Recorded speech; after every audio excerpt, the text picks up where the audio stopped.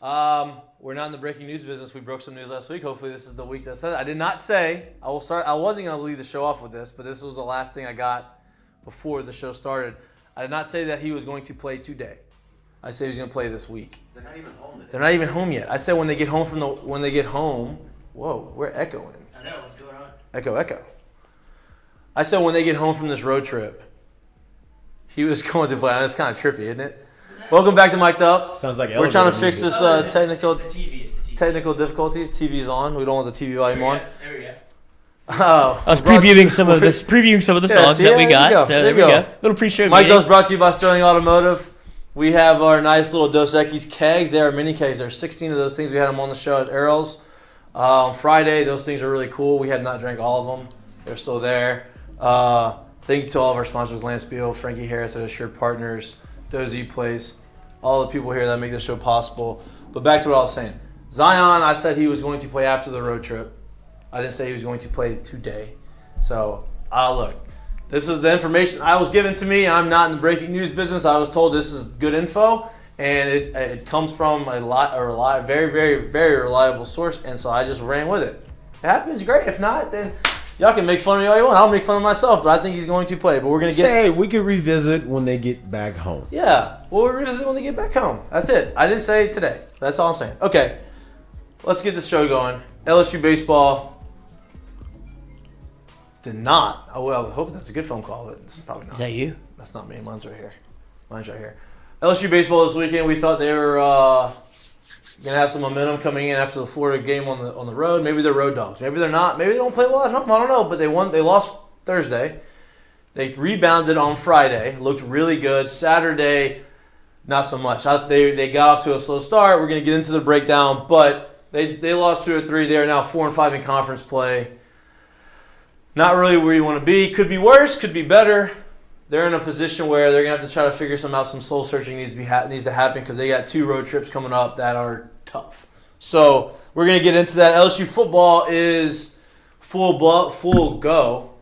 Was it full and blow? blow. Full blown. Full bore, I think, is what you're going for. I don't know what I was trying to do there. I was trying to say a couple of things. It's Monday. We're trying to get this thing going. We got the Monday blues. I feel great. You slept 30 hours. You detoxed 30 hours, I did. Withdrawal, kicked it. Had a big weekend. We got Lloyd here. We got Jay Mitch here. There's just 3 of us. How was your weekend? Excellent. You went home. You went back to Alexandria? Went back to Alexandria. Got to go see my daughter. She still remembered me, so that was excellent.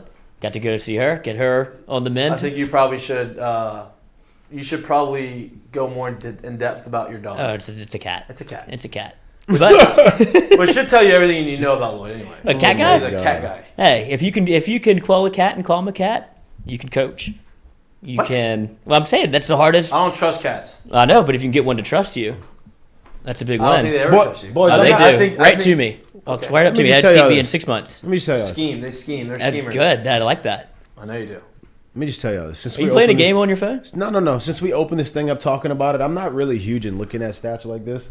But I just pulled up the stats just to see what they look like. Who? LSU baseball. Okay. Not individual Look, stats. you could tell he's about to go in on it because I'm not really numbers. I'm not going in that far, but I'm mind blown at how far this thing is.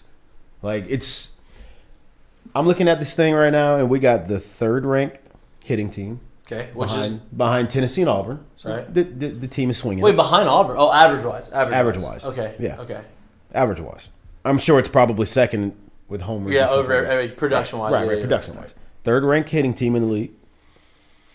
4th ranked pitching team. So the pitching's been good. No, it's been good, but it's even been a little bit better than what we kind of probably thought it was. Right. 4th ranked pitching team behind Tennessee, Vanderbilt, and Arkansas. Okay.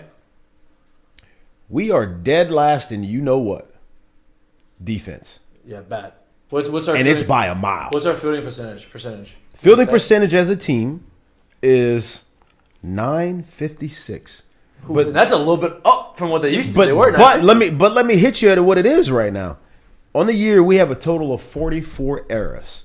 Can you guess what the next worst team is? Ole Miss.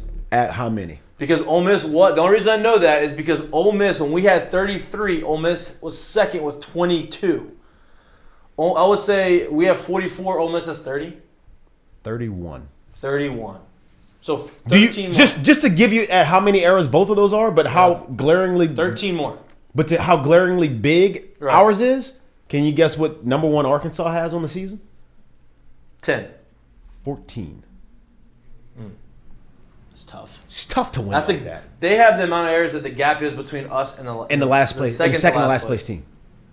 That's not good. That's tough. That's not good. That's it's. I'm the telling fact you, that the fact that they are 4 and 5 in conference is good it's actually astounding that they're doing that. because their offense is so good, and their pitching is so good, but their defense has been awful. There's no other way around it. I'm not It's trying not- to be look, I'm not- funny. I'm not trying to bashing call these out. kids, but I'm that's not what it trying to is. call out anyone individually. I just think it's going to take a little bit more pride from the entire group collectively. You just can't put out that and expect to win. It's really that simple. I don't know how else to say it. I guess we should just go right into it. Just I mean, these are the headlines. This is what I'm trying to start to show off with, and we're going to get into it a little bit more. I want to hit on the things that we are going to talk about. I'll talk about LSU football. I'm going to get into the LSU football, and I really want to talk to you about LSU football because it's not necessarily about the players on the field and what they're going to do because you know how spring is. Like, everybody looks good in spring because you're not playing against other teams and you're not doing this. And I don't care about all that. Like, offense is getting installed, defense is getting installed. You're trying to make an impression on the coaches. Everybody's excited because you hadn't played football for a few months. That's great. What I want to see is how are they taking how is the team being run? How are the routines? And that's the big thing, right? Every article that's coming out is like, the routines are different. And Brian Kelly's putting in the new systems. I want to know about that. We're going to get into that. And I want to ask you about how that transition. And we can talk as far as athletes, right? I've been a part of baseball organizations. I've been unorganized and organized, and that makes a huge difference. But you've been on the football side of it. Talk about how important that is. It's Masters Week. We had our boy Sam Burns on, 11th ranked golfer in the world last week. He was on at the Masters, said it was playing nice and pure. He's there. Our friend Floyd. That's his nickname now. Not Lloyd, Floyd. Floyd has a 4,000 futures on him to win. 5,000. Is it plus 5,000? Is it plus 5,000? Wow. Sam told me he was going to come back on the show after he wins, which is in a green jacket. Awesome. In the green jacket. Wearing it on That'd be great. our show, which would be amazing. That'd be great. Right? I have my former trainer is training all these golfers. I think he's in Augusta. And He's training one in particular, right? yeah, I'm not going to get into that. Oh, okay. That one in particular is supposed to be Lurking. He's lurking. He's in the shadows at the Masters. I don't really know if it's the He's shadows. playing. I think he's playing, boys. Now, I haven't gotten any information. I'm just reading the tea leaves from the media. I'm about to say, but it's not really the shadows. Like, it's known. Like, I think he's on the course right now. Oh, he's in there. The biggest. No, like right now. Sam told us that he knew that he was there. Is there. That's what I'm saying. I don't really think it's. I think everyone knows it. Like, so he's out there. I think he's gonna play, which is going to be awesome. Speaking of the Masters, we have our Masters pool that we're gonna put into the chat. We're gonna tweet it. We're gonna talk about it. If you want, this is something that I've always done, especially playing baseball. This is something that's like rampant in clubhouses. Is you get the Masters pool. You have all the majors, obviously. And you put money down. We're gonna give away free gear. We have all of our gear. Actually, just got made. I was supposed to pick it up from Lafayette. I fucked that one up. I messed up. I left it there. Me. That's on me. That one is my fault. Yeah. That one is my fault. Okay, but we have gear. We have hats. We have hoodies. We have backpacks. We have all these things that we just got. The winners are gonna get a combination of all of those types of things. As we continue to grow, we're gonna give you gift cards. We'll give you money, and maybe we'll start doing some golf. Like, hey, I'll give you all a nice little round of golf. We'll play a round of golf together. On not now. We're not there yet. You see how this goes. We'll do other major tournaments throughout the summer. And we'll have other pools, but we're gonna. That would be a hell of a top prize. Because if this goes well and we get a lot of people that submit pools, then all right, this is fun. If we only get a few, then all right, I'm not going to put my name on it on the line there. Right. No way. Because you got to think about what you're playing. Absolutely. Like, I can't just be bringing anybody into the club. I know. I barely sneak in. You got in there, but you're good. You've earned your way. Or my stripes. I'm striping it.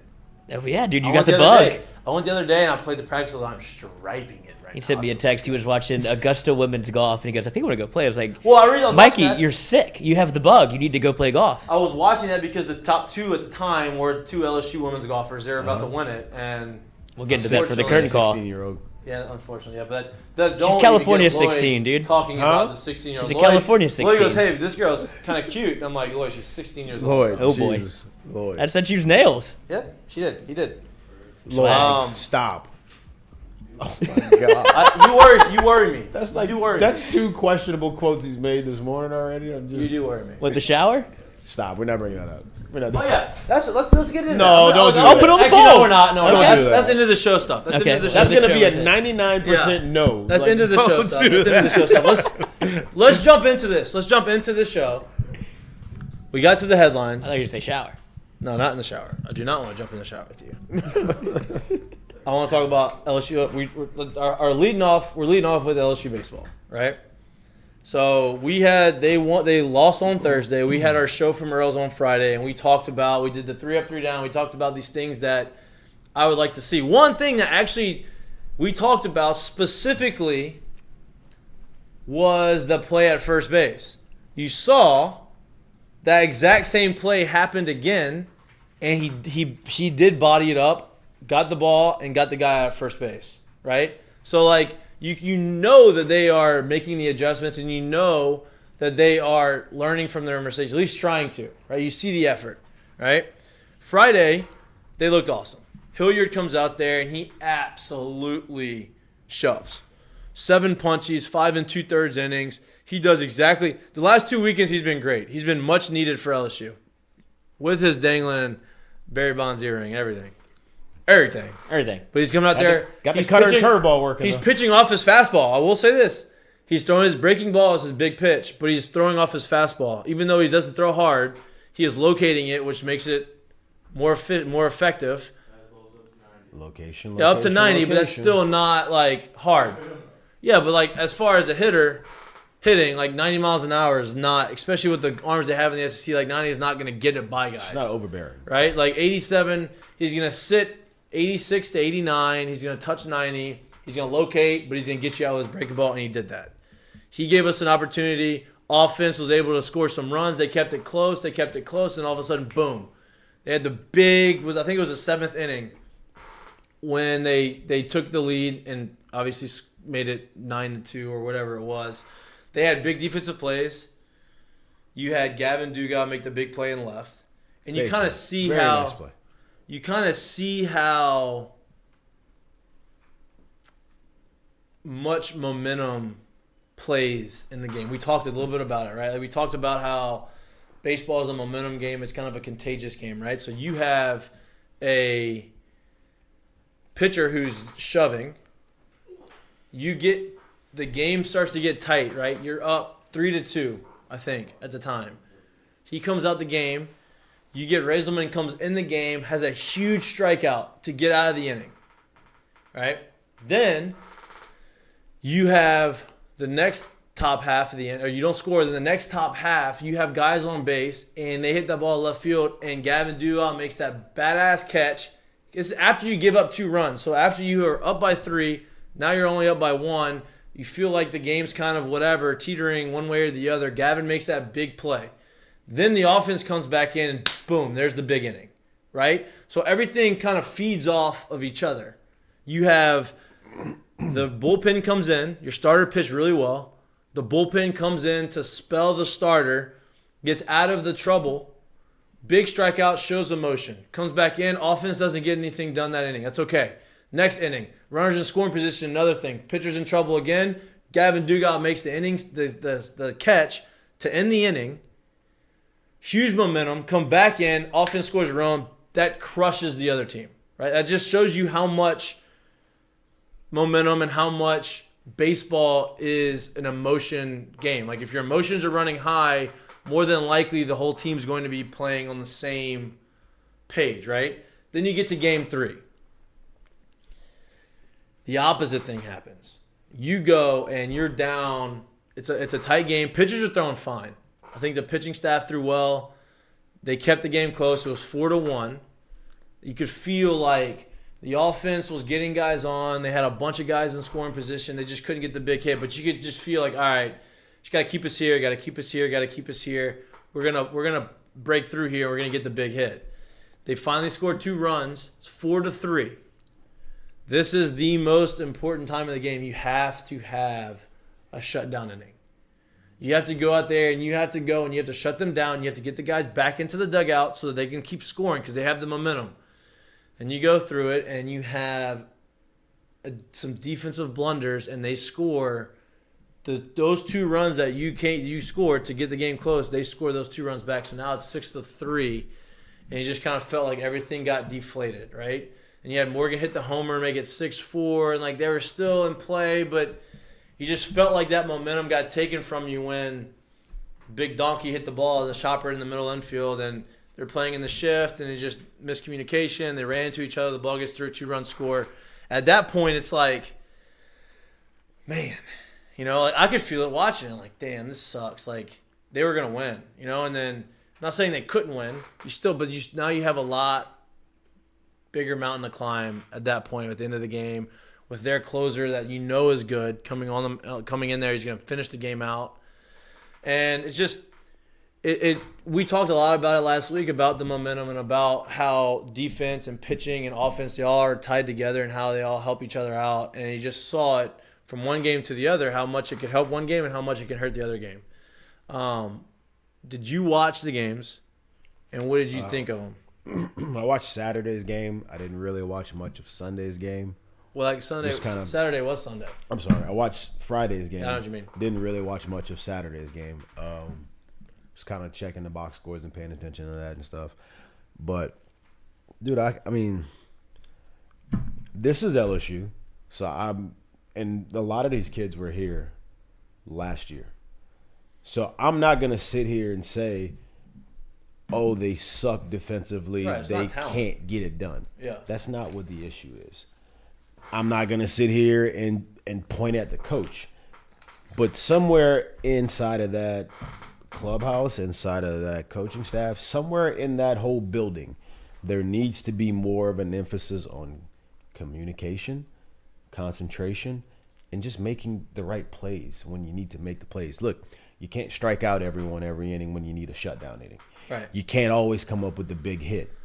But one thing you can do is field it and throw it and catch it on the That should be a constant. That has to be a constant. I love the play Gavin made and how it swings it the other way, but on the other side of it, when we need a somewhat of a routine play, when we need communication to happen, when we need things to happen where things swung the other way, those plays have to be made because they don't really look like anything in the time. But just like you said, 4-1, 4-3, now 6-3. You go back and hit that extra homer. Instead of us playing a tie ball game, it only put us back within 2. Yeah. You know what I mean? Like if you hit the homer to tie the game, all of them. There's your emotion there. There's all your momentum. Now that homer seems kind of like, oh, we got closer, but that should have been the tie game homer. Yeah. And that's like the difference in the game. And I think that's been a very telling way of how this season has gone. And like I said, you can't strike everyone out and you can't always come up with the big hit. But the one thing that has to be constant is you got to play good defense behind. Well, here's the deal, right? LSU's got their 4-5 in conference, right? And they haven't played. They would admit it, right? We can talk about it, but if you ask those guys, and I'm just gonna go back to this again, and this is why I'm saying this is like you're 4-5 in conference. You're not in a terrible spot. You're not in a good spot, but we're not sitting here saying, "Oh my God, the offense needs to get could hot. be better, could be worse." Oh my God, the pitching staff hasn't thrown well yet. It worries me because it's not like it's just a talent thing. It's not talent. The pitching staff and the hitting, they're the top part of the SEC. But I'm talking on the defensive side. It's not a talent thing. We didn't have this conversation last year. These guys they're gonna have to buckle down and start making the plays they know that they can make and that they are more than capable of making. This isn't asking them to go above and beyond something they can't do. They've done it already. And here's my point. So they're 4-5. 3 of those 4 wins, and they could be 4. I don't know the exact score of the 4th one, but 3 of those 4 wins, they showed you how capable they are. They were not close games. Mm-hmm. Blew Florida out twice, right? The games were close, and they took the offense. It was complementary baseball, pitching, defense, hitting. And they showed, hey, when we do that, we have the ability to blow teams out. But then you go look at all the games they lost and all the close games that they lost. Take the Florida 7-1 game out. or 6 to whatever, 7-1 game, whatever it was, 7-2 game out. All of the other games that they lost, the close games that they lost, the margin of error in the SEC is this big, right? It is tiny. You can't expect to go and win those close games if you don't make the plays that you have to make, right? The plays that make the deciding factor of the game, that make the decision for you. Okay, this is nut cutting time. We are right there. We need something to go our way, and that's the defensive play. And you're not making those plays, so then the games are going the other way. It shows you how close they actually are, but also shows you like a weakness and a glaring weakness that you're like, man, this has got to change, right? Skip was on. We're actually talking before the show. Skip was on and doing an interview, and he was talking about how he gave his teams until April 15th to determine like how good they're going to be, right? Yeah. He gives their team until April 15th to be able to improve. I'm not saying you can't improve after, but you're going to know the majority of like how good you actually are by that time usually, because at that point you probably only have a month left in the year, maybe a little less than a month left in the season. And so he said you have 2 more weekends. That's halfway. That'll be halfway through the SEC, and you'll determine how good if they're competitive or if they're not competitive, or if they're going to be competitive, if they're not going to be competitive. You have to go and play Arkansas, or you have to go play at Ole Miss and at Arkansas. Neither place is easy to play at. Both places hate LSU, and they are going. You just said Arkansas is number 1 in defense, so they're not going to give you anything easy on that side. And they also hit, right? And they pitch. So you're going to have to go to their stadium, which is loud and crazy and not easy to play. And you're going to have to go out there and you're going to have to play. Look, they went to Florida and they played great. Maybe they are better on the road. Road dogs. Maybe they're road dogs. Ho, ho, ho. Maybe they are, but maybe they're not. You're going to find out because Mississippi State's good. They struggled early in the year. They lost some of their stars, but going play at Mississippi State is going to be a tough place to play, and playing at Arkansas is a tough place to play. So you're going to find out. They're 4-5. They either can say this stretch may make or break their SEC season. If they come out here with winning record, they are going to be in a really good position. If they go out there and they lose both series, they are going to have a tough climb back. Here's the thing.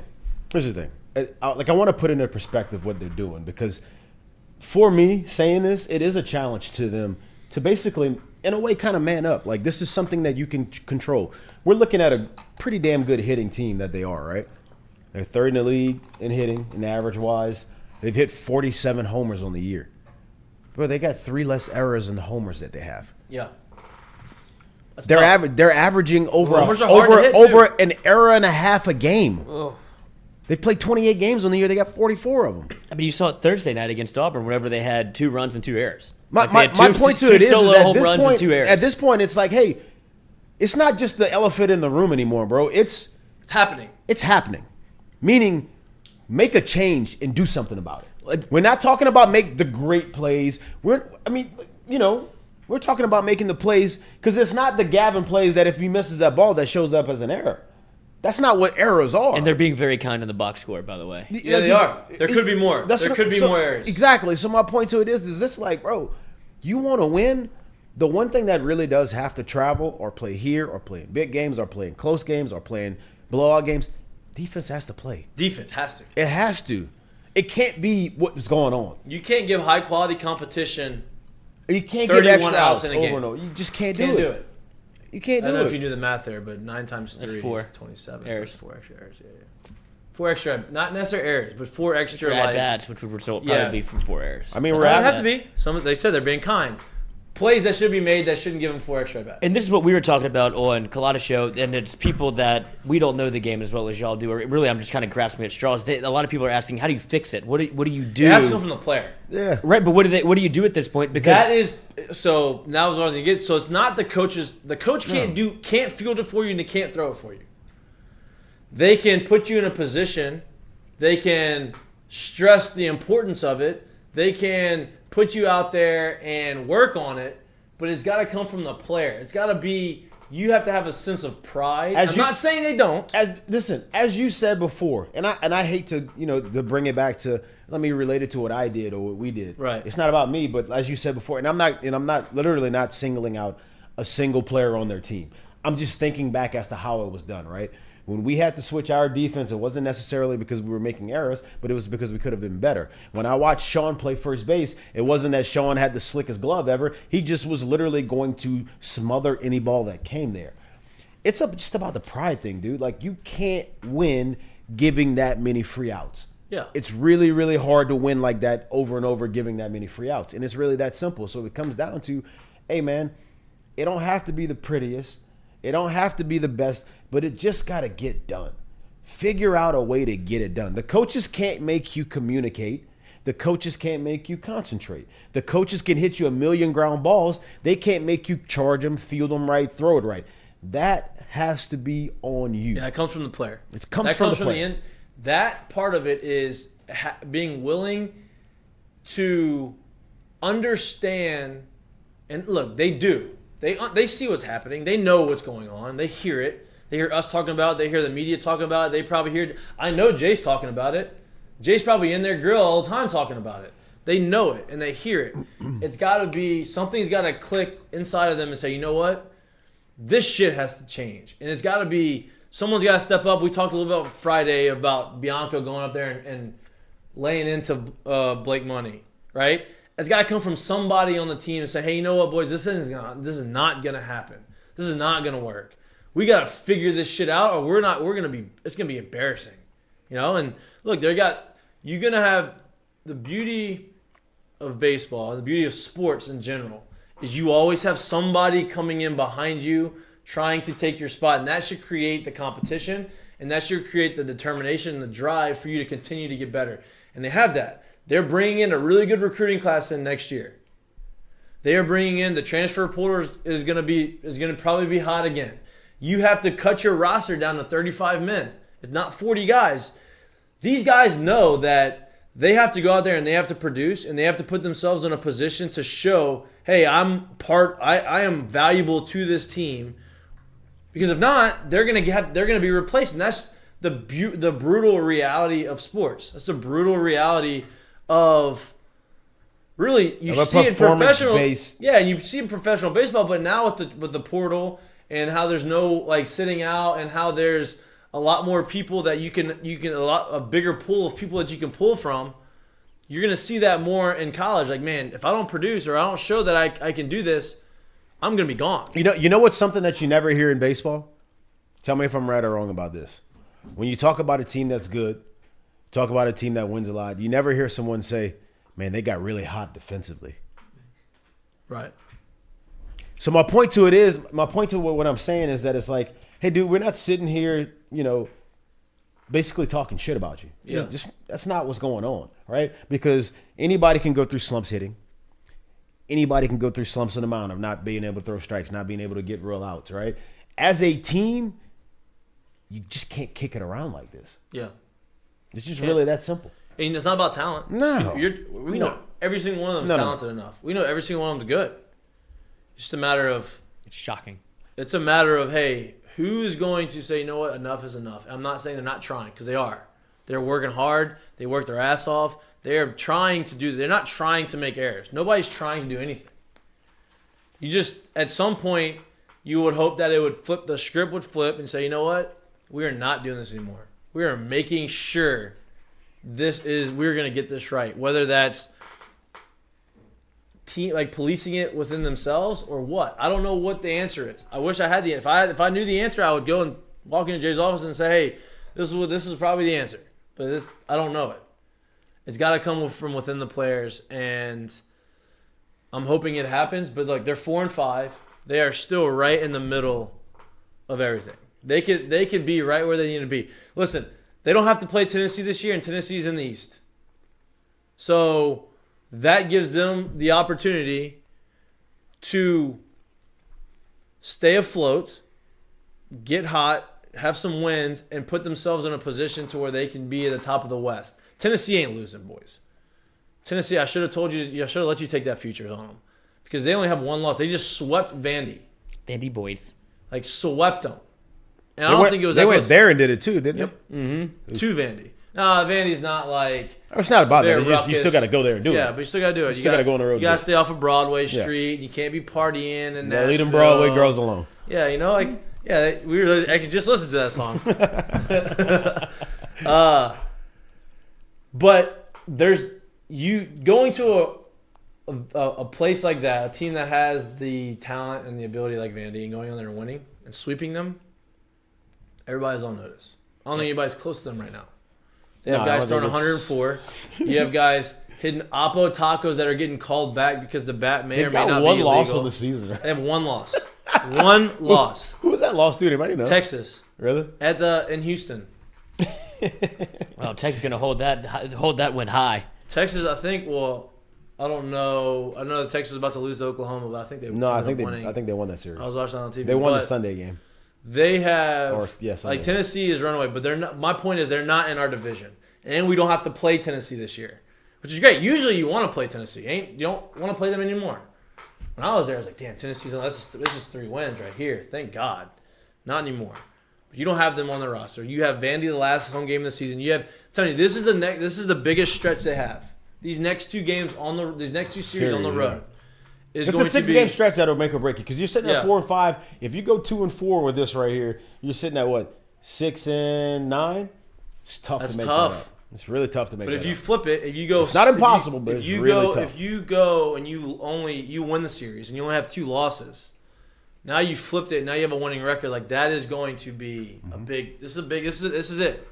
I'm not saying this is like their season, but this stretch right here is not gonna get harder than this. So they're going to have to figure something out. Those teams are good.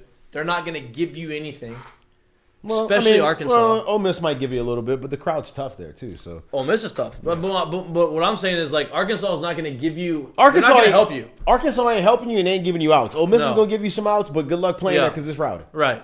And they can bang. And it's a bandbox. Yes. So you just never know. Never know. Never. Because like you can go out there and you can play the greatest game you want. But you're always one swing away there. They're always one swing away. They have guys that can hit the ball at the ballpark and guy had like 10 jacks with the torn ACL. More than that. I think he had more than 10. I think he had more than 10, but I think with all while it was torn, yeah. Then you have the defensive tackle hitting Oppo tacos. Right. Well, don't throw him a fastball. My God. Yeah, spin it. Pedro Serrano. But listen, I'm not big Pedro, like Pedro's big brother. I'm not saying it's impossible. Maybe they need Jobu. They got to do something. Jobu. Yeah. Maybe they need Jobu in there. I think it's time for whiskey shots. I do it myself. You're telling me Jesus Christ can hit a curveball? Hey. And you had a great. I wish you would have posted. I can't post that. I know. I'll post it. I'll post it. He sent a tweet. It was a major league where back to the minors, and it was just. It's the shortstop and second. Yeah, I like that one. It held a special place in my heart. But it's the shortstop and second base. They're twin brothers, and it's when he puts the spike and the rope around him because they keep going for the same ball all the time. And I was like, this is what LSU baseball needs after they ran into each other. But to put like a bow on this errors conversation. Jordan Thompson had, I think, 15 errors all of last year. He has 10 right now. Like that's got more than that. That's just that might not. He's got more than 10. I just looked at it. Might not be updated. But even so, if he has more, that's worse. But the fact that he's already through a full season had only had 15, and he's going to surpass that. 3 SEC weekends in. Yeah, and I'm not picking on him. I'm just saying for perspective of somebody that played with Pulmonary, played pretty good defense, I would say last year. Only had 15 bumbles. And then you have 10 already, and you're already moving him from shortstop to second when he was, I think, an all-SEC freshman defensively. They're in a tough spot. And I don't understand, like you said, the way to fix it, you said go out there and go take ground balls? They do that. They take right. They do that. But they're just not doing it long enough? It's comes from within. And I think it's a mental thing at this point because you see one happen, and then like the shit starts rolling downhill quickly. Yeah, you can see they get hard. they get dejected because they know that the bullseye's on their back about, oh God, we can't field the ball. When yes, we can. But once they make one, it tightens everybody up. There's one. It's one thing to make an error that's like, whatever, like one of those errors that they really is not going to hurt, right? And there's another thing to make errors in the moments when you need to play, right? And it's not the hard plays. It's the plays that they know they should be making that they aren't making, and that's what's frustrating. I get it. That's frustrating. It's frustrating to everyone. It's frustrating to them doing it. Here's the thing, and this is kind of where, like you said, it's about. Them locking in and making sure this doesn't happen? Because it seems to be that they've made a lot of errors, but it also seems to be that a lot about it. But it also seems to be that a lot of these errors that have been made have come in crucial situations. Right. Which that's is like usually you what just said, like it's tough. It's tough when you have those situations. It's not we're making the error when it's 6-1 in the seventh and there's a man on first, and then all of a sudden maybe they score a run, maybe they don't score, and we get out the inning.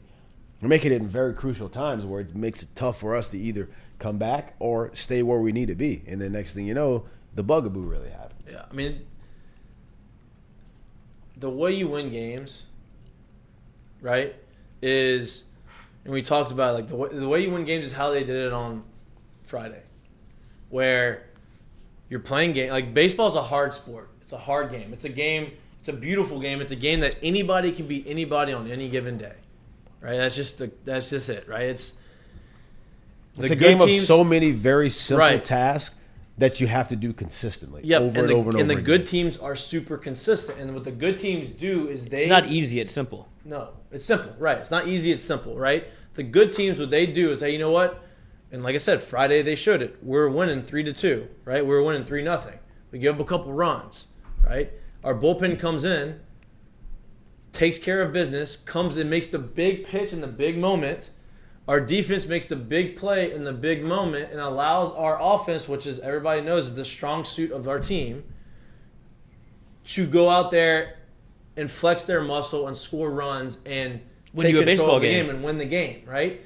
The offense didn't win it. The bullpen and the defense won it because they were able to keep the game close enough and in the position for the offense to do what they did. That's how you win baseball games. And you're not going to win games by 6-7 runs every game. You have to be able to do that because the closer the game, the more those moments matter. You want to know what part kind of scares me too? This is the part that scares me, is that the pitching staff has pitched better than we expected at this point. And the bullpen's been great. The bullpen's been great. But what ends up happening even more so than the hitting side of it is, and this is where I don't know if it's gotten there. I don't think it has, and I don't want it to get there. This is why this part scares me, is that when you're making this many mistakes on defense, how long until the pitching staff throws a great pitch, doesn't get the play made, and then now they become dejected? Yeah, you do not want to separate. You don't want the pitching staff to start can't be an offense versus feeling defense like they have to put every pitch on the black, because if it gets put in play, they feel like the play's not going to be made. That's what it feels like. And then now, because what's going to happen is those are going to turn in from guys attacking the zone to guys throwing a lot of balls. Right, to guys getting even more detached in the field because they're not active, and then it really becomes, it snowballs into something that's tough to play behind. I say tough. It's tough to win like that. That's what I don't want this thing to get to, and I hope it hasn't gotten there yet. Yeah, and that like I said, that goes back to the players. That goes back to the guys on the team that have been there, that are leaders, that understand. Okay, we're not going to let that happen. Yeah. And that's coming together. The season's not lost. Like the season, they're right there. No, they're right there. Like, but it's 15 the number. Still, 15 SEC wins. Bro, they're 3 weekends in. There's 7 weekends. Do the math. Like, you like to there's 7 more weekends left. You know what I mean? Yeah. Like they're not dead in the water, dude. Like there's a lot of meat left on the bone. But you gotta start putting it together. Yeah. So I mean, I look. You make fun of me because I'm very optimistic. I have faith in this team. I think that they are going to right the ship and they're going to be fine. But it being the third week of the SEC and a lot of the same issues are still coming up and we're still talking about the same issues, yeah, it's alarming. But it's hard to not be excited about a team that's top 3, top 4 in pitching and hitting in the league, and you're just like, how on earth is our defense holding us back? What gives me confidence, I know how talented they are. I know that they have the capabilities to do it. So I know that they can do it. And they've done it. Last year they did it. They were better defensively last year than they were this year. Like, they can do it. It's just doing it. It's just making sure it happens. And they're going to the Dude this weekend, not Ole Miss. I said Mississippi State. I think they said in the chat that you were saying Ole Miss, but I think you were just projecting onward and upward. upward. Oh, did I say? Yeah. Oh, yeah. Well, they're going to Mississippi State. I said Mississippi State, Arkansas, but Ole Miss, they have to play Ole Miss at some point this year too. So I was basically just, I guess I was a little disorganized on that, but we're just going through the schedule. So like Mississippi State this weekend, which is always a hard place to play, and then Arkansas, which and is then Missouri. Yeah, but whatever.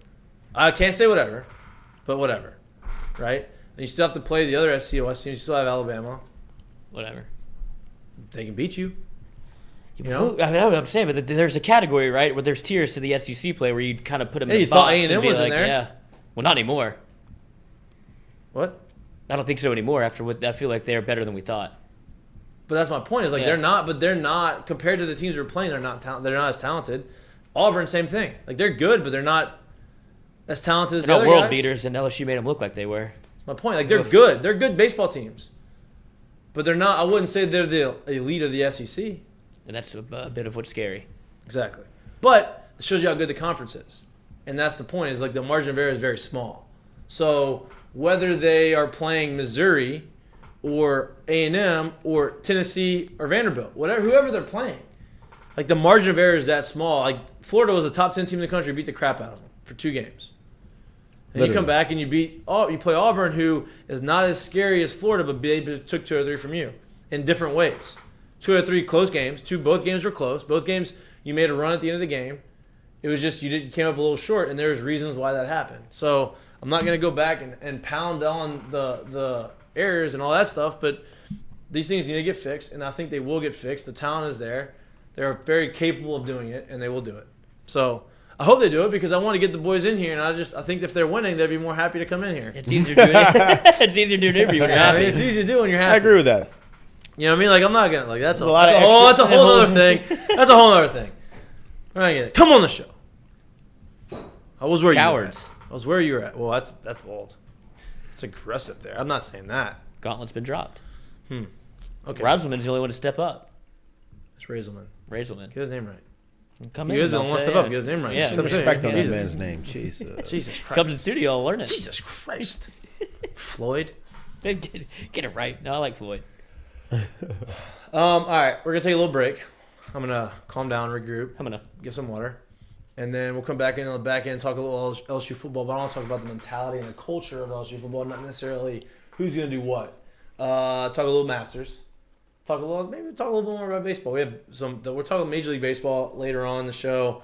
Talk about power teams and super teams because the Padres, I don't think people are talking about them right now. I think they're going to be really good. And then you have the Dodgers, who are nasty, obviously. But we're going to take a little break. Be back here in 60 seconds. You're watching Mik'd, brought to you by Sterling Automotive.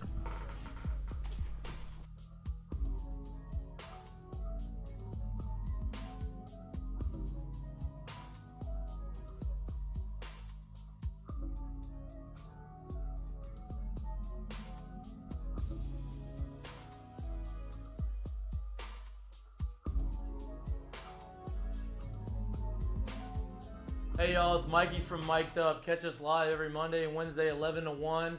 Talk gambling.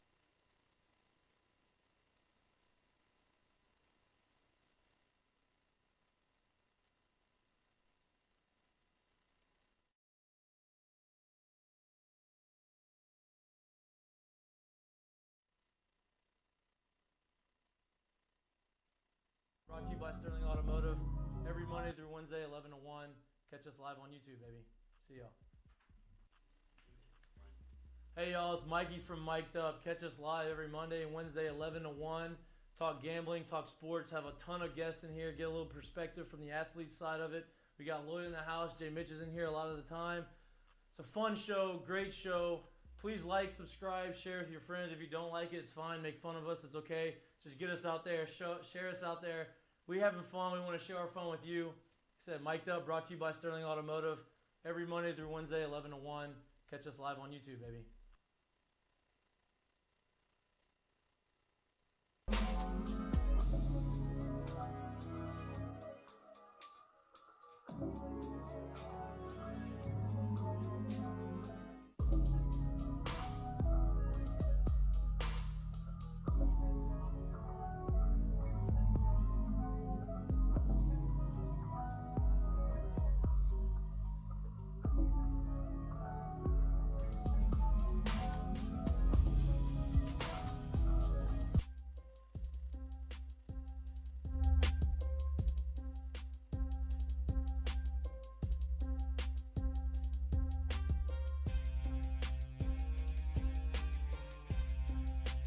Welcome back to Mik'd Up, brought to you by Sterling Automotive.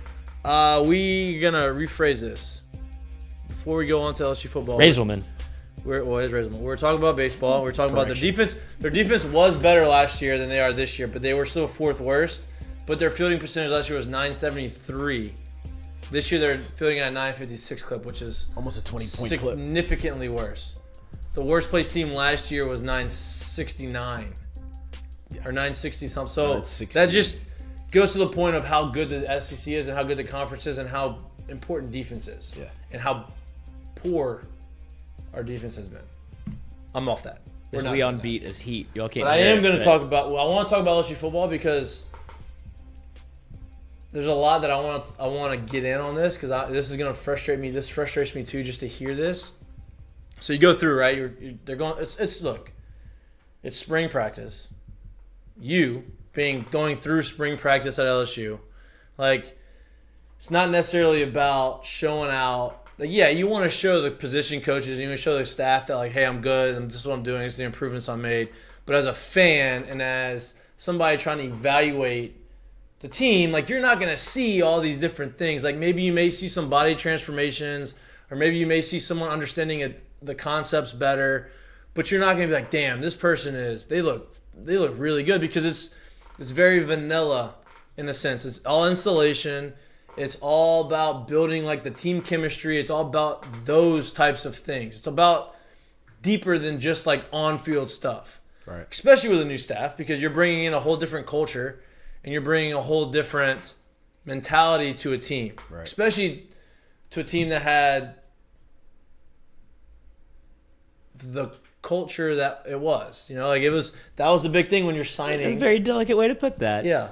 Like, like whenever you were looking for a coach, I hope they had fun. Huh? I hope they had fun. The coaching staff. It's a fraternity house. Yeah.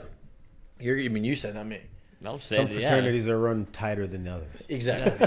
And so, some like, have Robbie Mahtook, some don't. Exactly.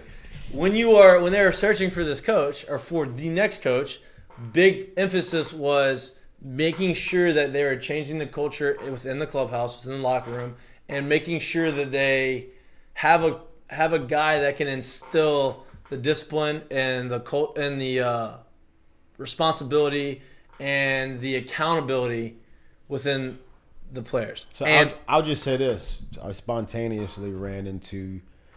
night. I spontaneously ran into a current player here, right now. You sound like a booster. Talk to him a little bit player, about like actual football player. Right. You say, oh, I just happened to run into him. Oh, yeah. I'm not gonna put his name on. Yeah, of course, of course. You know OJB? OJB. Obi Toppin? OJB. Yeah, Obi Toppin. Well, anyway, so I'm, kind of, just bullshitting with him and talking to him about how things are. And he basically said that it is a much tighter ship. It has been a very good transformation or transition for them. Things are way more organized, and that's kind of where things needed to be for them right now.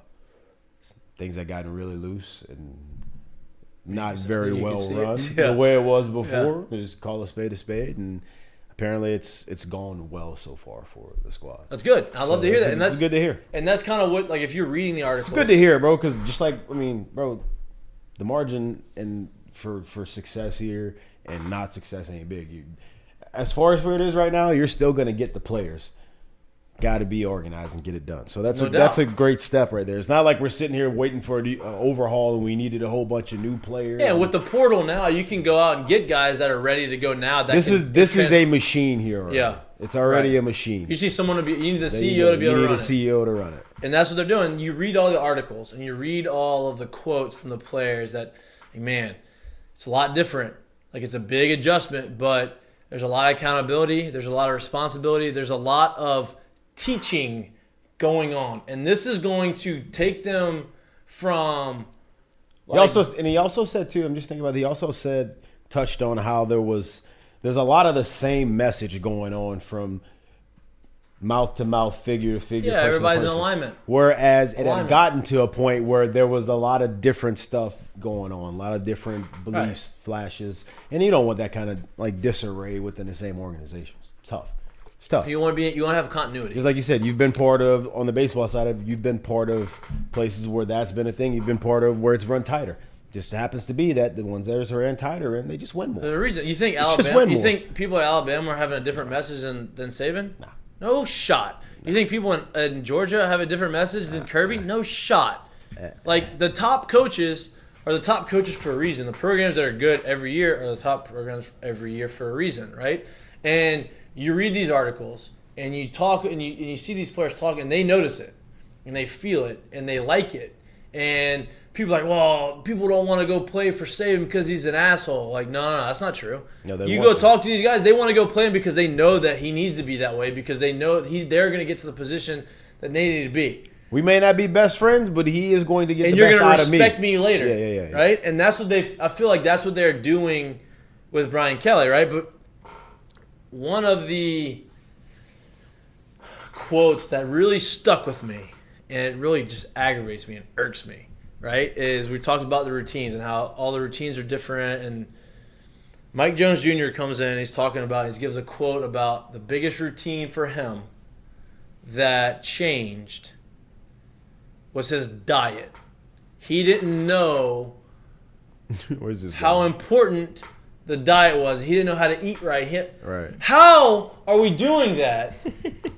And we are at Louisiana State University in a culture where it's so health conscious and it's so readily available to understand how important when you have TB12 and you look at Tom Brady playing till he's 44 years old. Voodoo Barbecue is right there. Like, how do you not know? And guess who lives above that?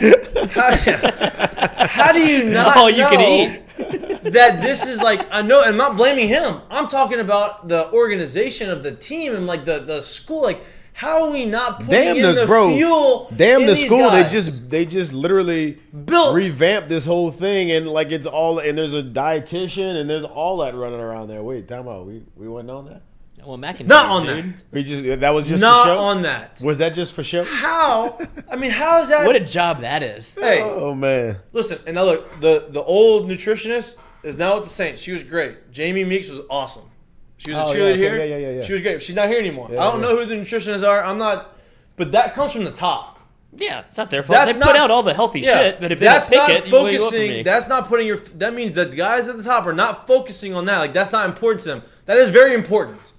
The stuff that you put in your body is very important to you, and I know this is like seems like it's so small of a detail, but it's not. Details matter. It is a small and they detail. matter. But the part of, but what makes a great organization, a great team, what makes you great year in and year out is those small details don't get overlooked.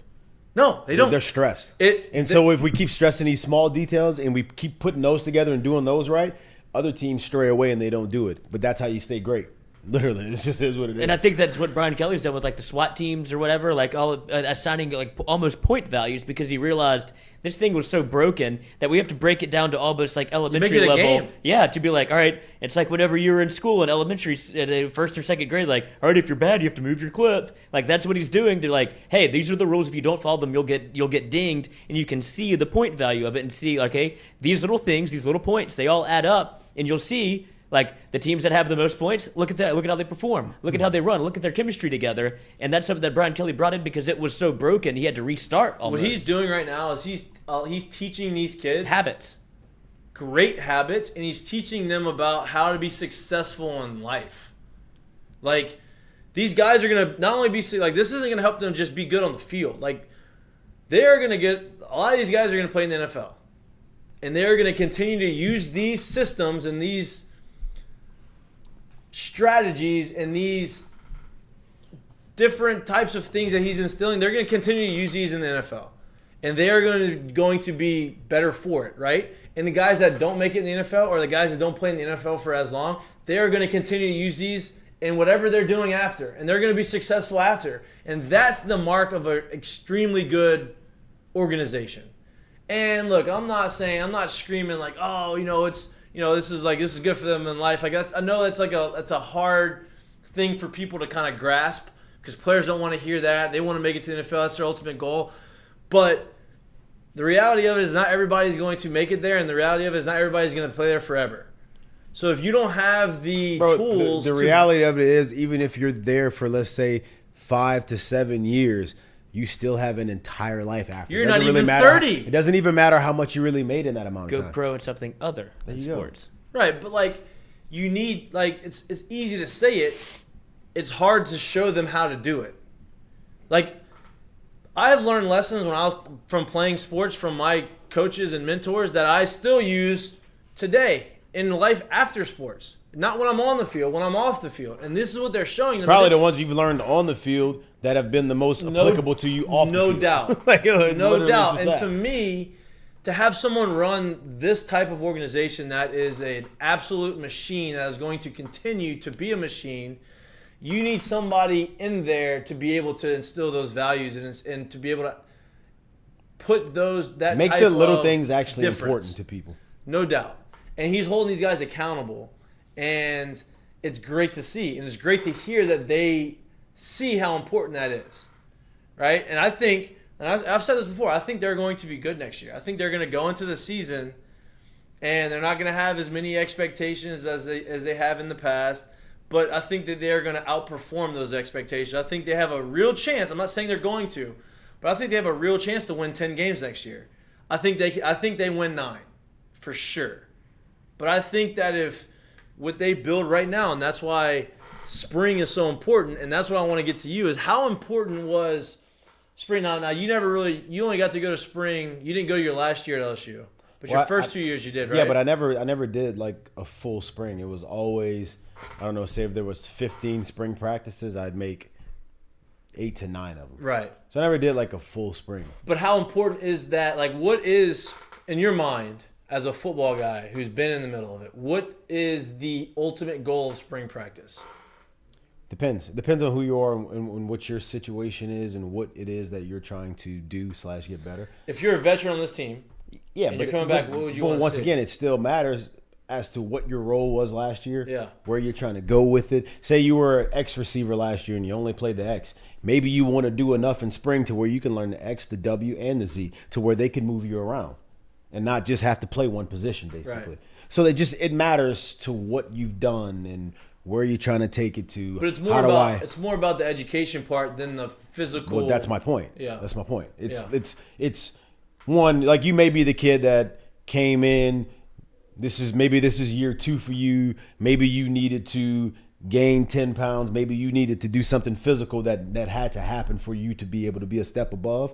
Maybe you needed to learn more of the playbook. Maybe you needed to understand. Maybe you needed to get in, I don't know, maybe you needed chemistry better with the quarterback on this. Maybe you guys need, like, there's a lot of stuff that kind of goes around and trying to basically level up individually and as a unit and then as a team. You know, like, there's just things like that. Like I said, you come in as that freshman and there's 4 guys playing in front of you and you don't play that much and you really only see reps at one position and 3 of those guys leave and now it's you, another guy, and other guys that are younger. Well, you not only want to learn that one position that you only really got to play last year, but you want to play the other ones. Yeah. You know, so just stuff like that. And I think you're starting to see it. I think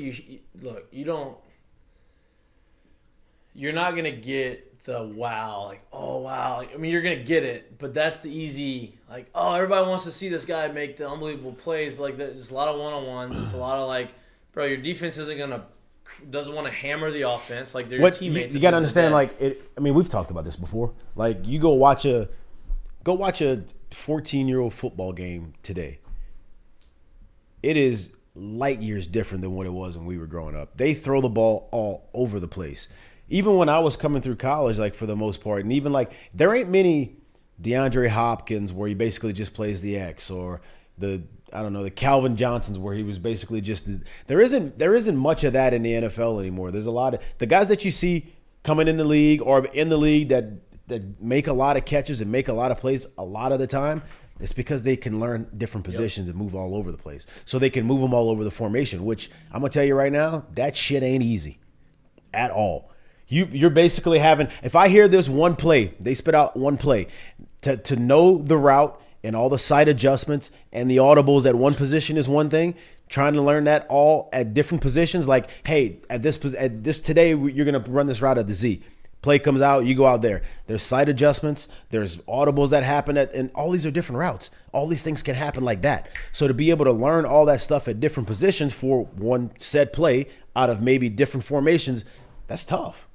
Especially if you hadn't really done it before. So the spring is a big time for you to kind of be able to do that stuff with no real pressure on it. You know, we're not preparing for a game next week or the next week or any of that. You know, we're literally just trying to get this down. When you get past spring, right? Like after the spring game, that's like the game. You get to have fun. You get to enjoy yourself. After that, you have what's the difference? How much time is it from that time until like, okay, now it's go time. Like now, all of that stuff that we learned, you better show me on the field, because now we're trying to figure out depth chart. We're trying to figure out who's gonna. I would say that's where you hear like the Joe Burrows and the Jamar Chases talk about them going to U high to throw and run routes and stuff like that. It's not literally just so Jamar Chase can take 6 steps, take an out, and Joe knows where he's at. That's all great too. But they want to be able to call the plays and basically be able to do it, because you're not really going to get a chance to get together and have team offensive pass session. Right. Coach led. Right? So it's going to take you being able to do these things by yourself and on your own and as a group before you come back for summer camp, because you got a month then, and then now it's play games, and now it's prepare for this different defense who does this against it. You know, you get what I'm saying? So like that time between, so you're getting to be together as a team now, and then when spring ball is over, you're not going to get a chance to run 7-on-7 or 11-on-11 until August. By the coaches and stuff until August comes. So that time period, like right now, is kind of sacred, because the coaches can kind of really be around and be hands-on with it. And then this is when you learn it, and then you have to practice it on your own, essentially. In a way. Yeah. Yeah. Which is nice to see that, look, I'm willing to bet that after spring, there's going to be a lot of communication from the staff and the players and stuff that is being continued to be installed. I'm willing to bet before the staff that there was a lot less communication going on after spring ended before August happened. Well, no, I'm not saying there wasn't any communication. I don't even know if I would say that. I think that's kind of customary in football these days. I just think that there was a lot of mixed messages. That's my point. Like the communication was there. It just wasn't effective communication as people that used to like to say, "Hey, we're all about." Anybody can communicate. Right. I'm communicating with you right now, but it's about being effective in your communication. Yeah. Effective communication is a lot better than just communicating. Right. Well, I think that's the blessing and curse of Joe Burrow.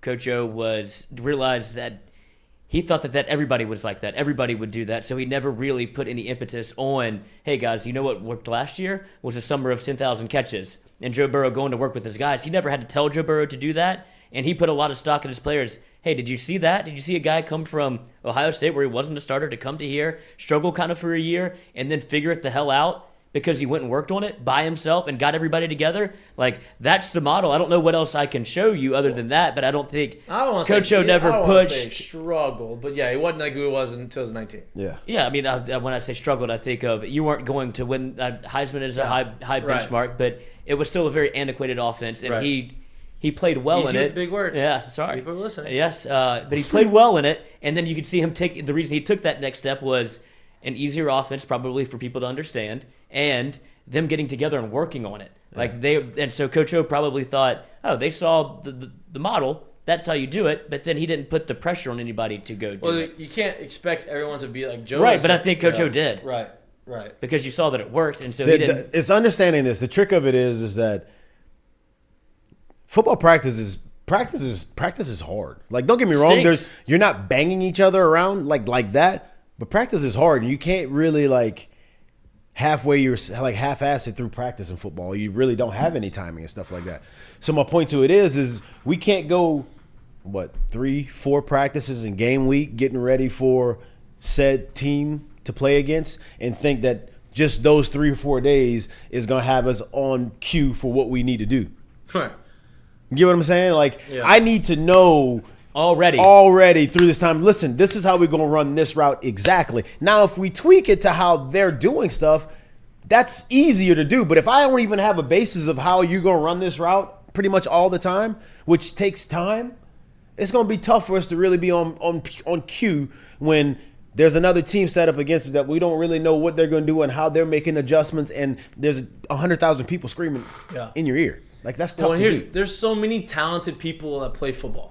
Right? Like nowadays, football, the way it's being taught and the way from an early age is you're able to find talent a lot of different places. People come in more college ready than they ever have been before. Just the skill level is different. Right. The skill level of throw it and pitch it and catch it is just 100%. But to be able to, like, you're gonna have the talent on the roster. Like, whether it's the top end talent that you really, really want, you're gonna have guys that are capable of making plays.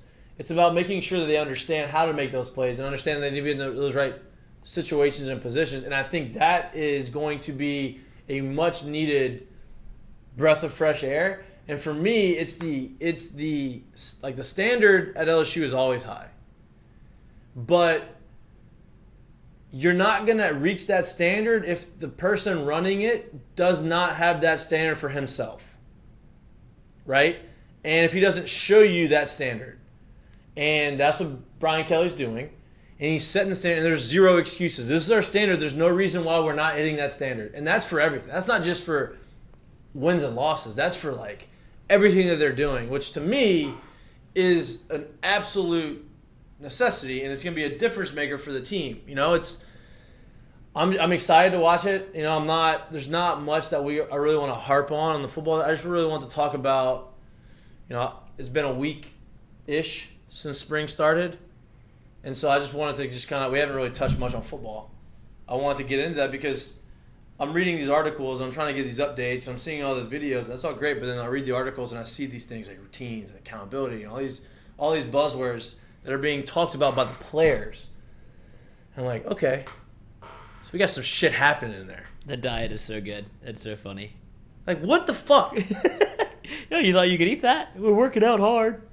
Like, hey, bro, it's not. You may not see the difference, but you're gonna feel it. What? Look at them last year, dude. They were all fat. I just blows like, and that was the whole reason why I was talking. Like, that blows my mind. Like, Hey, if I run a car that goes off of 93, and then I take a year of putting 89 in that thing, it's probably gonna run a little different. The engine ain't gonna be run humming the as same. like The it should be. engine ain't gonna run the same. It'll get tired earlier. If I don't it's service gonna that be flutter. engine like it's supposed to be serviced, it ain't gonna pick up the same. You get what I'm saying? Like that's kind of how it It's goes. fuel, and the I've fact never even that explored those other pumps. Strictly 89. Man. but you don't need. But your car is. You don't need to. Your car runs on 89. There's nothing Coach, wrong with yeah. that. That is what it's supposed to be. Like, Yeah. Special teams. and look, That's you all can't it's- expect the young guys that come into college to understand that. They have to be taught that. That's a learned thing. And if you're not teaching them and you're not putting them in the right positions to succeed, that's on you. That's your fault. It ain't the player's fault. It's your fault. Because you don't have the wherewithal. I'm not saying you as in anyone specific, as in you as a leader. You as a no. You know, like, And I would say this too. that. And it really doesn't matter. Like it doesn't matter if they come from literally the most unstructured or the most structured of high schools that there is. Everything kicks up because Well, there's Mike Jones came from Clemson. My point is just Right. there's just an extra level. There's another level of competition where everything's leveled a little bit more. Like you're in high school, you're this player, and maybe the next best player is here, and the rest of it's here. Well, now you're here, the next best player is here, and maybe the rest of it's here. But the gap's closer, so you just have to do that many more things correct to keep standing out. You have to be willing to do it, and you have to be able to. You have to have someone willing to teach you. Yeah. And we haven't, and the diet thing is, it was such a small detail, but just like I read it and I'm like, are you fucking kidding me? See, I think it's a massive detail. I think it's so glaring that. No, it is. Yeah, I It is know. but it's like when you talk to like the casual fan who, let's say someone that's didn't play college sports or professional sports, and you talk to them and you're like, well, they want to focus on like the X's and O's, like, is he working out hard? Yeah, they're all working out hard. And they all are in the playbook, like, hey, how's he look? Is he making throws? He's doing these things. Like, yeah. But then, like, nobody really, like, focuses, like, on the diet. Like, they just assume. When Right. when did both of you make that switch? Like, in terms of focusing on. I was fortunate enough to break my arm in high school. And I realized. Break my arm. I shattered it. Like, I have pins and plates in my arm. But I realized that I am not allowed. I wasn't able to. And I was 17, so like, I was still able to eat whatever I wanted and do whatever. But I realized, like, okay, I'm not gonna be able to do anything for 2.5, 3 months. Like, I can't run because my arm, like, it hurts when I run. I can't do really anything. I can't work out. I have to be able to not gain weight, and not lose any athleticism. And so I learned then, okay, and I wasn't like perfect, but I was like, okay, I need to be careful and be conscious of what I'm putting in my body. And then I got to college and I did a little bit more research. And you get post-college, you do a little more research, and it's just about being disciplined enough to do it. What are you doing? He doesn't. Oh, you dog! Sometimes you're just born with the DK Metcalf. Look, I'm just gonna say. I just got to show up. I'm just gonna say that's not true. It's not really the truth. I'm just gonna say I was able to learn through certain situations that I was put into, that I bought into in these situations, and say, you know what, I'm gonna try it to the best of my ability. Things that work for me, but we got to be honest, I don't really. But it's different for everybody. It is. No, so we were talking about this, and the only thing I could literally think of in the case, because it just came up and it just happened, was I was like, everyone can't be DK Metcalf, but I'm sure there's things that DK Metcalf works on fucking really hard that he watches other people do, like it's drinking a glass of water for him.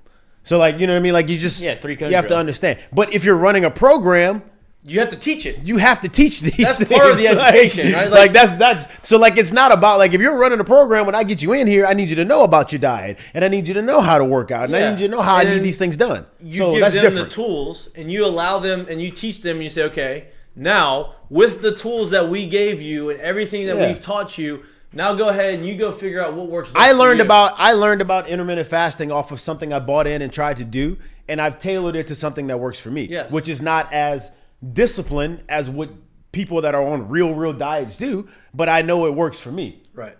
DK found a way to work this where his diet works for. I'm just saying, like, there's things that, but I need to, when I'm bringing you into my program and I'm expecting you to perform at a high level as the person running the program or the people running the program, I need you to know these things. Yeah. Like, I can't have you come in and be like, oh shit. You're telling me I can't have that? Cane 7 days a week? Duh. In 2022, that's crazy to think. You know what I mean? Like they've literally completely changed the entire landscape of what they can do food-wise for college kids and stuff. Like, and that's been done for a while. Like, that's not even really that new. So the simple fact that guys are coming in saying that here is just like, wait. Yeah. Time out, what? You wait, what? Huh? What? Yeah. So, hungry. What?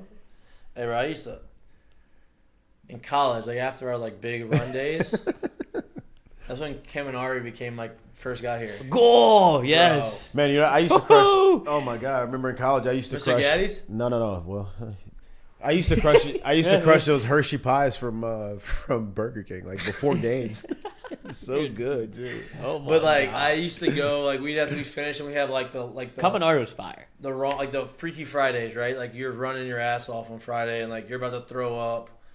And we go to Kaminari, and I would absolutely house. But now, look, we're younger, and like you could like. That place was really good. You know, and like obviously now I would never go there because. But would you? I don't think it's very high quality. I don't think it's high quality either. I was in a different state of mind than you were when I went there, but I'm still just as excited. Yeah, but like.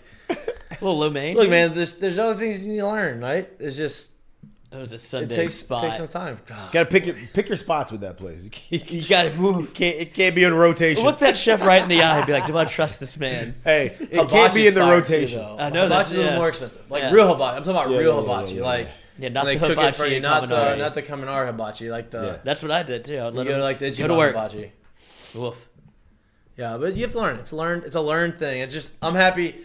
It's something small that I wanted to hit on, but like I went into a little bit more than just that. But those things are important, and I'm happy to see it. I'm looking forward to seeing it, and I'm glad that all the players are embracing it.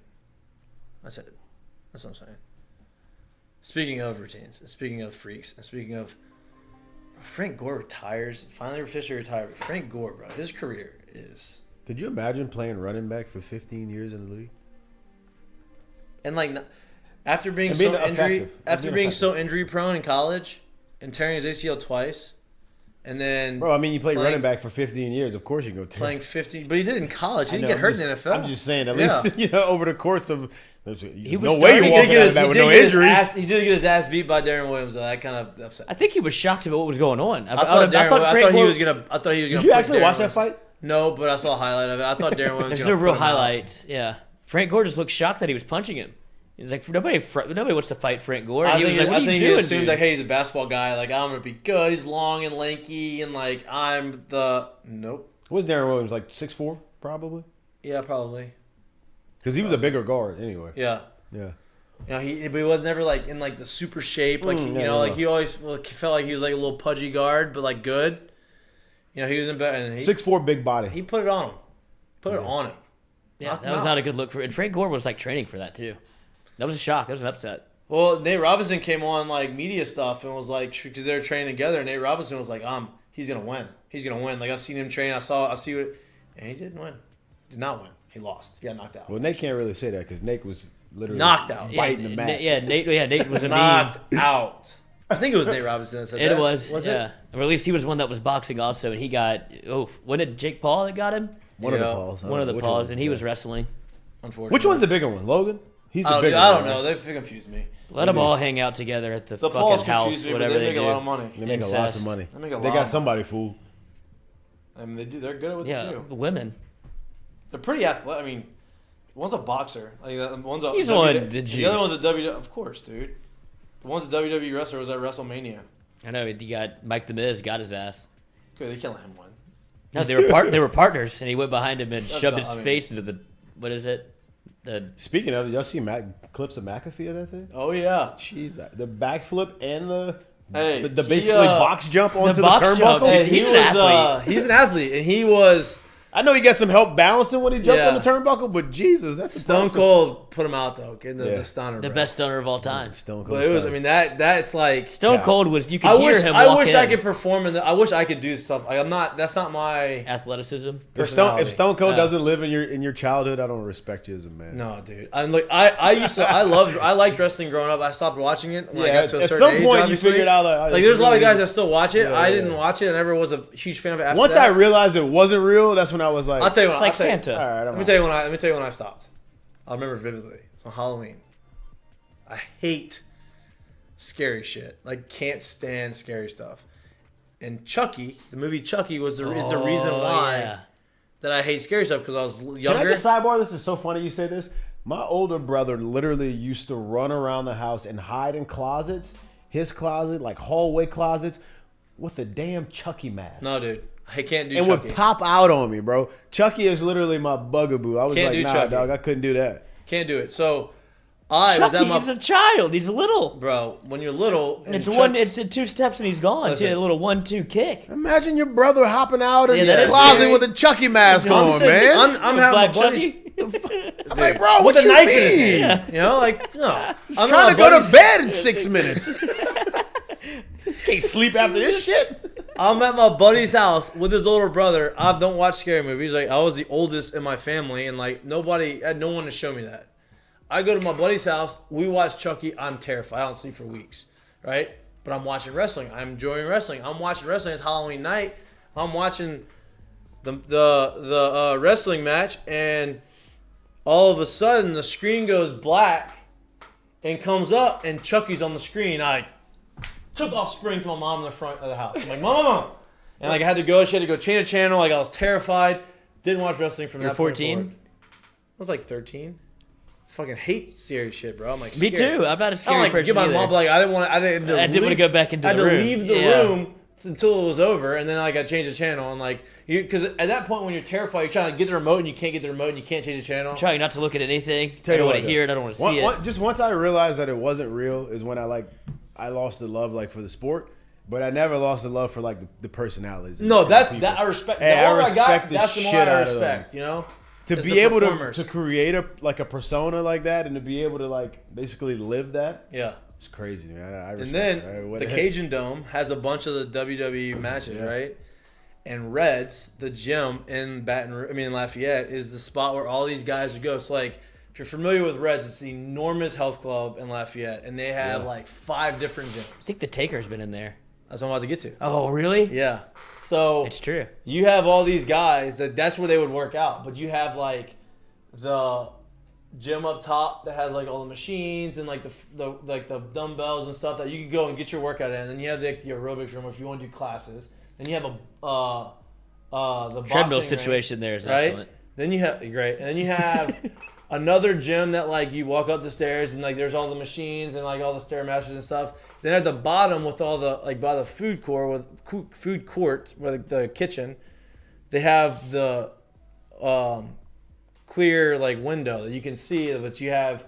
Here's when you get all the meatheads and they're like curling and doing all this stuff and like like spotting each other on curls for doing 200 shortest shorts of all time. Right? Yeah, right.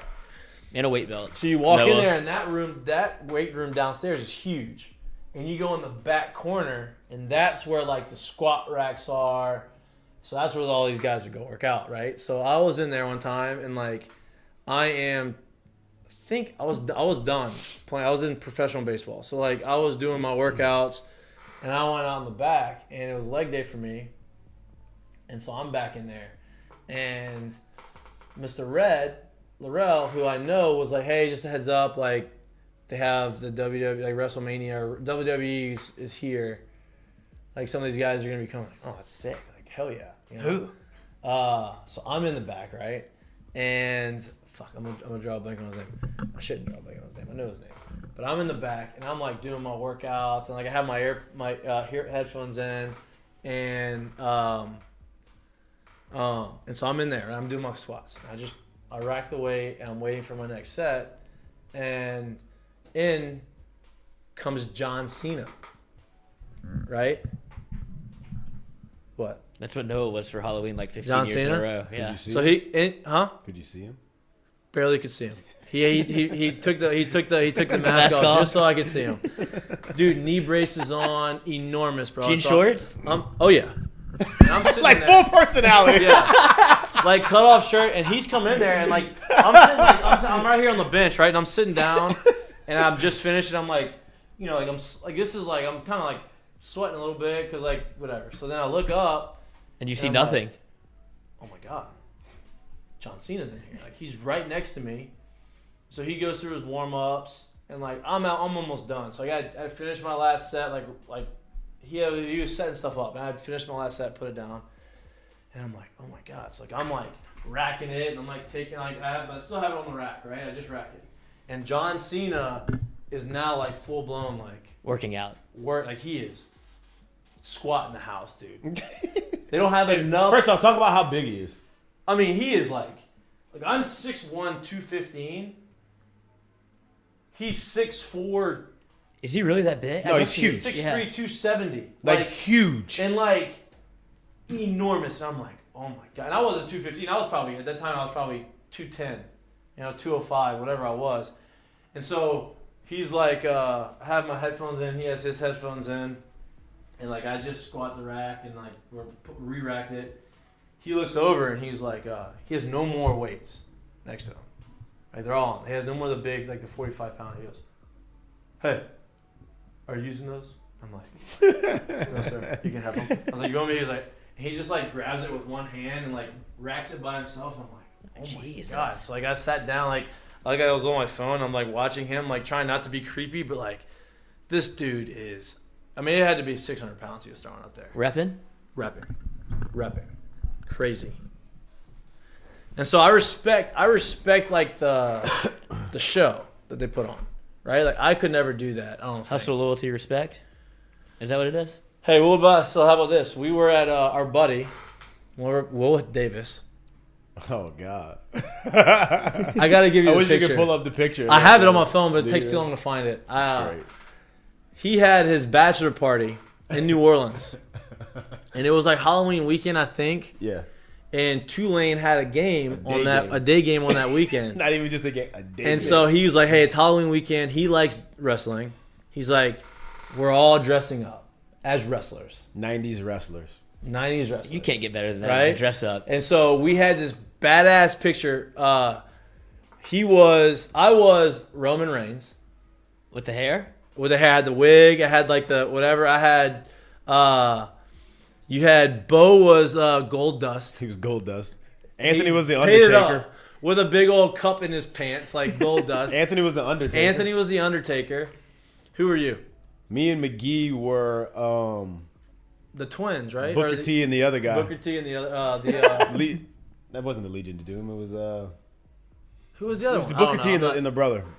And, like I'm talking like yellow bodysuit with flames painted on it. And dude, go. so That's we what I went, wore all day. And so we were dressed in this all day. We went from whatever we were doing to the Tulane football game As not as as the wrestlers. I'm talking like we walk in a football game and people are looking at us like, what the fuck is going on, right? And so we are in there and we are like obviously like enjoying the hell out of it. And then we go down to Bourbon and like, you know, it's Halloween, so like we fit right in. But dude, it was awesome.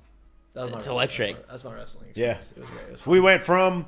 We went from the game to walking down the street to a yellow school bus that took us Oh yeah, we were on the school downtown. bus. Party bus. So imagine party bus. So imagine So a party school bus, bus. a party yellow school bus, and off jumps all wrestlers to partying through the night, literally just like that. It was great. That's It was excellent. It was good times. It was We great. had some good times.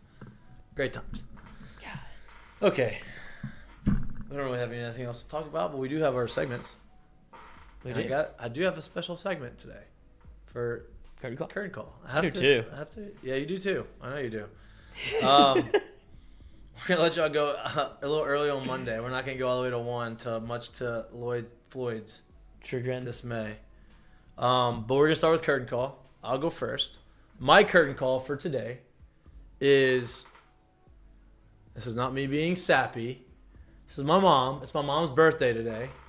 Oh, She is. It's her day. Happy So, birthday! My curtain call is to my mom, Mikie Mahtook. Curtain call to my There we mom. go. Hell of a There you go. job. Happy birthday. Look at if you're you. listening, happy birthday. You Oh did yeah. good. You didn't mess me up too bad. You didn't curse a lot this episode. A couple of times with the dieting.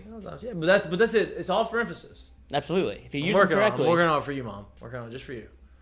Give me your curtain call, Lloyd, without being creepy. Put a picture of her up somewhere. Downloaded Jesus. it to my phone. Here Lloyd. she is. Lloyd. My curtain call Lloyd. is.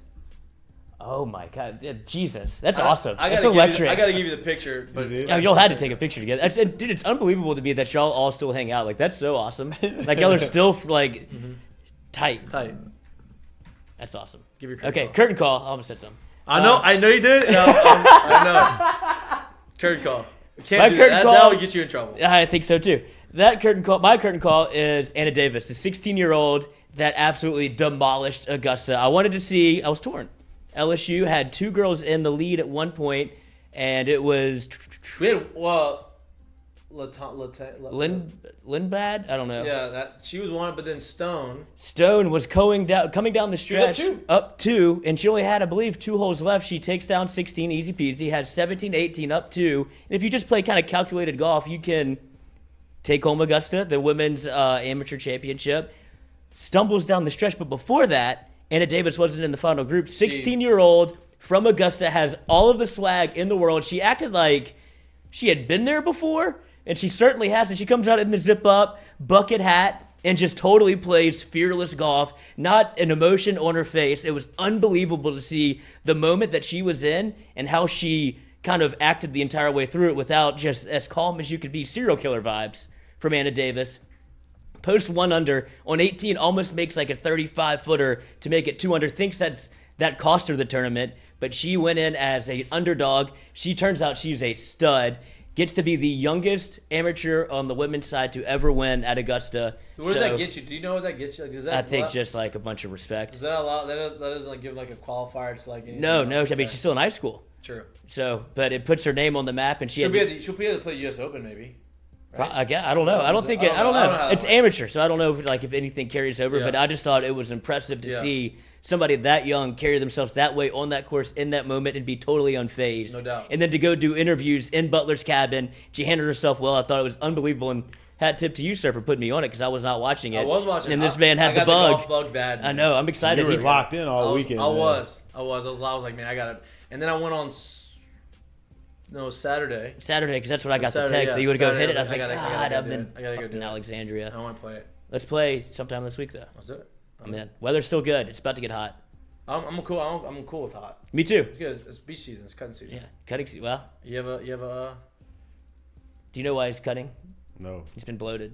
Who has been? Look at that point. Allie posted a picture online and goes, "That's not good." So, what's Well, for lunch? Salads. It was 4 days. It was 3 days for. I haven't been regular for 3 days. Okay? Happy birthday, Mom. So I was struggling, and I was like, oh, that's a tough one. Like, it wasn't because I haven't been working out. Like, I feel like I'm in great shape. It was a very bad time to put on a picture out there. It's okay. It happens. Have you ever taken one down? Be like, don't post that. No, I mean, honestly, I really don't care. Like, I know that, like, take one a week from now, it's going to look way different. That's I'm crazy. not really care about that. Plus, the glow-up's going to be great. Yeah, that's your before picture. Yeah, that's it.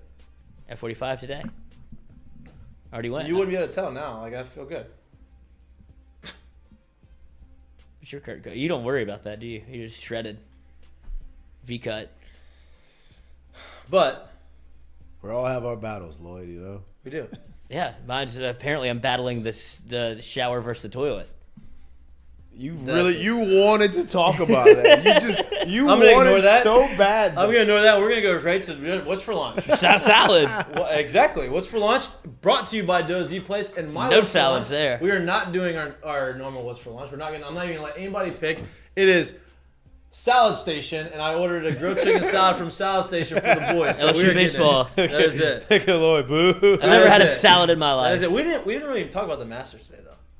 Tigers playing We got all week to talk about. all it, week. though. Sign up for the Wednesday. bracket. Sign Sign Great up for for the bracket. Did you put it in the chat? Pinned It's it in to the the top. chat. Huh? Pinned it to the top Pin it to the top. We're gonna put it. We'll probably pin it. on social. Probably Twitter. pin it on social and well, on social and Twitter is social, but on the Twitter sphere, and then post it on Instagram. Maybe, I don't know, but we're gonna get. We want to. I like doing it. I think it's a really cool thing. We want y'all in there. We will by tomorrow. We'll have the prizes like listed out, so you know exactly what you're gonna get. Round of golf with me. No, it's not in there. Maybe for Lloyd. Maybe for Floyd. You have a round of golf. We'll for have a Floyd. great time. We'll remember a second of it. 1 second. Just 1 second. Just 1 second.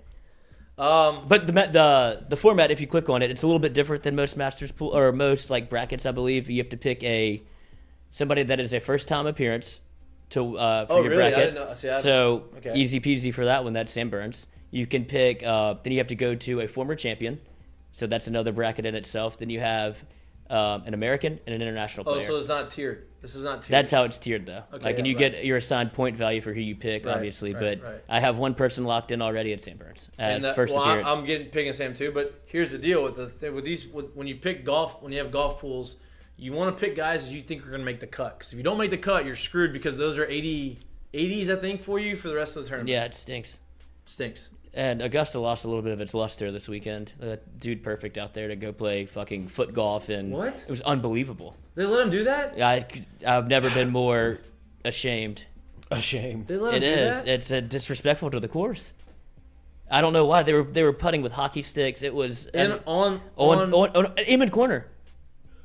Blasphemy. Oh no, I don't like that. Dude perfect is fucking You know how many people dumb. are legendary that didn't get to play on Augusta? And I got, No, well, we kept you around. I thought you were going to get basketball takes, not dude perfect takes. We didn't talk about the Final Four either. Oh, that's tonight. no, the finals, but yeah. Finals tonight. Oh, I got my bet. But you didn't bet. I didn't bet, but Scared. you think NCAA is mad at Coach You K? think the NCAA is upset? Like, damn. we No, tried our that was the national they- championship. They got a great game out of it. No, that was an unbelievable game. If they wouldn't have gotten that kind of game, they wouldn't be. Does North Carolina? Is this just me? North Carolina's gonna win the whole thing? I got Is Kansas. that Baycott minus- kid playing tonight? The big dude, the one that got He hurt. wasn't even hurt. I mean, he I didn't watch was the game. living I on didn't get to adrenaline. watch it. I was at an engagement party at this unbelievable house that I was at, but I didn't get to watch it. That's lame, I was dude. politicking, dude. I fell asleep. No, I sent you a text. Kansas Nova I before saw it the second tipped. half of it, and that was it. That's That all was you the really best need to time see. to watch Yeah. it. I bet Kansas. I tried to get you on board. I sent that text I and looked at it immediately too fell late. asleep. I looked Yeah. at it too late though. And then I woke up for Duke, North Carolina. Did the reverse bet, the LB spite bet of the day on Duke. They lost. Coach K kicked his own team out of shaking hands so he could be the only one to go through the line and shake everybody's kick them hand. out. It's so it was ridiculous. It was such a directive, you could tell. Those Duke players didn't want to leave. Coach K, he shooed him away and said, "No, I shake the hands." That is Bush. That they didn't shake hands. Hey, the coach made him. He did not. Well, first of all, he did make him. It is Bush though. You can't. I mean, that's terrible. That's a bad look. That's about. It's a terrible look for on Coach K. Falls on Coach K, K. It yeah. does fall on Coach K. Yeah. You should make them do that. And then he throws Kevin Williams under the bus. Is that his name? 15 for Duke. He's like, well, I don't want to blame it on free throws, but if we have a guy make a couple free throws, maybe it's different in the end. But it's not his fault. That's not the wording that happened. That's how I heard it. That's not what he What did he said. say? Oh, say? you What did he say? say what you think he said. I'll get the basically was actual like, quote. Dude, he basically he didn't say Hey, we don't need masks in here. he didn't say anybody. Lloyd's so bullshit with how he's wording this right now. It's not even funny. Like it's such a. No, he didn't. What did he say? Bro, What did if he you say? first off, first off, Look, he first said thing, we did would, Coach he said K we would have liked to have made our foul shots. What's wrong with saying that? I don't think anything wrong There's with nothing wrong with that. I don't think anything wrong with that. There's nothing wrong with it. He said we would like to have made our foul shots. He said some other stuff too, but like literally, it was not. Y'all are so full of shit right now. You cannot throw him under the bus like that. Y'all are so ridiculous. Oh, here we go. We'd like to hit our free throws, Coach K said before directly calling out Williams, the ACC's Defensive Player of the Year. Mark not being able, he was never in the game. So he says his name, he calls him out, and says, I wish we'd hit our free throws. It was obvious, bro. It was like a minute left in the game, and he missed 2 free throws. He's a freshman. I don't give a shit. He's at the line. So he did call him out. Why does it matter if he's a freshman? Well, I'm just saying you're pivoting. But he's gonna. But Y'all are saying it as if he literally was like, oh, if somebody would hit those damn free throws. Yeah, Kevin Williams, if he had hit his free throws, he did say that. God, no, he didn't. But Coach that's K, that's a fact. dirtbag. If you would have made, they'd made the free throws. So you're. Yeah, if you make every free throw, Lloyd. I mean, they go there 50 times a game. Lloyd, Duke. stop. You're supposed to make those. Lloyd. If They were 13 of 20 from the line. He's not the only one that missed them. That's Lloyd. why he said we. Hey, If we Lloyd, would've right made our now- He free said throws- Kevin. Lloyd, if He it's specifically game said 7, Kevin or we. He said Kevin. Hey, let me just ask you this. Mark. Why do you Mark keep getting me Williams. wrong? See, now you've lost all credibility. You can't even get his name right. Well, I've Because been you reading know what the they're article. doing right now. That's not what he said. Mark not being able, he was never in the game. He caught himself, but he wanted to throw that poor kid under the bus. He did do it. so look, now we're getting to this. He wanted to. He did. Mark, and then he stopped himself. Kevin, Mark, and then he said, we just weren't able to hit free throws. It's tough. It's okay though. NCAA has to be mad though. They really wanted Coach K to win the whole thing. That would, Uh, Caleb Love, fucking curtain I call. wish I'd have watched the game. Damn it. It was. Caleb Love was nasty in the second half. Damn it. He's done that 3 times. Hey, like I'm talking nasty. That makes You me missed so one of the mad that I best get college to watch basketball that. games maybe I've ever seen. I understand it with your alfalfa thing cooking up a treasure here. I showered this morning. Oh, you look good. Thanks. I'm gonna shower again after I'm F45. I'm very bummed that I didn't get to watch it. Because the game was on and everybody was like whatever, and then I had to go and I had Throw to him go. under the bus. Everybody was watching the game, but then I was getting talked to about from all these people and like You were rubbing asking me- elbows, No, they're asking me hobnobbing. about what's going on, and I'm like, well, I don't want to tell you that I'm not playing baseball right now. So like, what do you want me to talk about? And that's all they wanted to talk So you about. got blackout so I was drunk? talking these conversations. Meanwhile, I hear everybody yell in the corner. I'm trying to look over the shoulder, and I can't freaking see it. So I missed the whole game. One time, whenever I was 2003, when did Jason White win the Heisman? 2003. I was at a party. That was like the Halloween, whatever, hayride. I didn't go on one single hayride. I watched the entire Heisman presentation by myself. Sometimes you Wait, got to how make do you that watch call. a Heisman presentation Halloween? I don't know. It's just a Heisman hayride. presentation is in December. Yeah. Well, I'm just saying it was like a hayride. They just brought you around. It didn't say it was Halloween. I just said they. Coach This is K what throw you I under the think you bus did say it was then? Halloween. Did you say it was Halloween? I said. It might have been for Halloween, but I'm wrong. But it was it was a thing for the parents to like take the kids away so we can get boozed up. Right. And I did not ride. I said no, I'm watching this TV. You knew by from a young myself. age you're a sports. I wanted Larry Fitzgerald to win it, and he got fucking the shaft.